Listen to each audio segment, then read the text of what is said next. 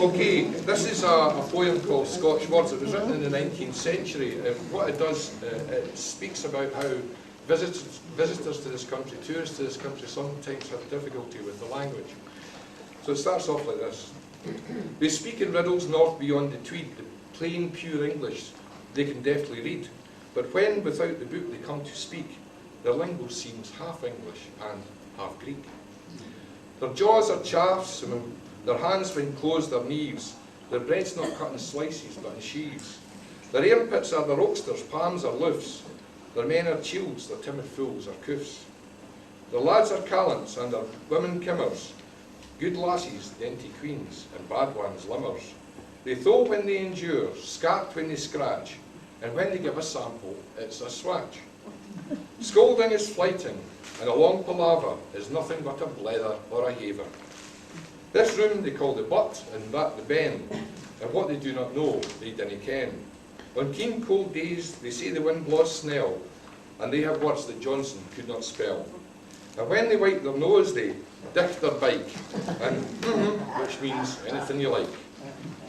While some, though purely English and well known, have yet a Scottish meaning of their own. To prig is to bleed, to beat down a thing in cost. To cough is to purchase, and a cough's a host. To crack is to converse, the lifts the sky, and bairns are said to greet when children cry. When lost, folk never ask the way they want.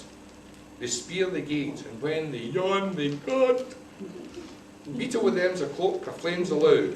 There's straw is stray, chaff cough, and hollow how. A pickle means a few, and muckle is big, and a piece of crockery ware is called a pig. Now, speaking of pigs, when Lady Delacour was on her celebrated Scottish tour, one night she made her quarters at the Crown, the head-inn of a well-known country town.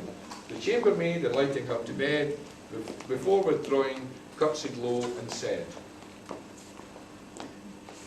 "This nicht is cold, my lady. Would you please to hae a pig in the bed to warm your teas?" A pig in the bed to tease? What's that you say? You are impertinent. Away, away. Me? Impudent? No, ma'am. I meant nae harm, but just the grey-beard pig to keep you warm. Insolent hussy, to confront me so. This very instant shall your mistress know. The bell, there's none, of course. Go, send her here. My mistress, ma'am, I dinna need to fear. In sooth, it was hersel that bade me speer. Nae insult, ma'am. We thought you'd be glad on this cold night to hae a pig in the bed. Stay, gal, your words are strangely out of place, and yet I see no insult in your face. It is a custom in your country, then, for ladies to have pigs in bed with them. Oh, aye, quite a custom with the gentles, ma'am. With gentle ladies, aye, and gentlemen.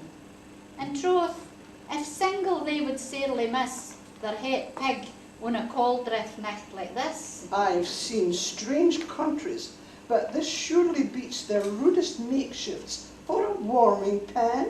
You would not put the pig between the sheets. Surely, my lady, and nae other where. Please, ma'am, you'll find it do the maist good there. Fie, would dirty them. And if I keep in fear of that, you know, I could not sleep. You'll sleep for better, ma'am. Tak my advice. The nicht blows snail, the sheets are cold as ice. I'll fetch you up a fine, warm, cosy pig. I'll make you sae comfortable and trig, with curtains, blankets, every kind of hap, and warm you to sleep as soon's a tap. As for the fouling of the sheets, dear me, the pig's as clean outside as pig can be. A wheel closed mouth's enough for other folk, but if you like, I'll put it in a poke. But Effie, that's your name, I think you said. Do you yourself now take a pig to bed? No, ma'am. Pigs are only for the great, who lie in feather beds and sit up late. Feathers and pigs are no for puir riff-raff. Me and my neighbour lassie lie on cough. What's that? A calf? If I, your sense can gather, you and the other lassies sleep together, two in a bed, and with their calf between. That, I suppose, my gal, is what you mean. No, no, my lady. Oh, you're joking now. We sleep together, that is very true. But nought between us, we our clays all off, except your sarks, we lie upon the calf. Well, well, my gal, I am surprised to hear that we of English habits live so near such barbarous customs. Effie, you may go. As for the pig, I thank you, but no, no, I'd rather be without both pig and calf.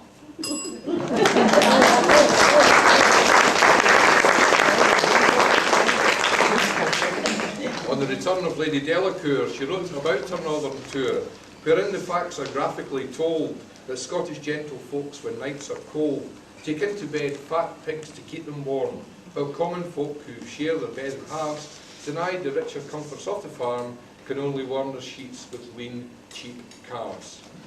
Misunderstandings.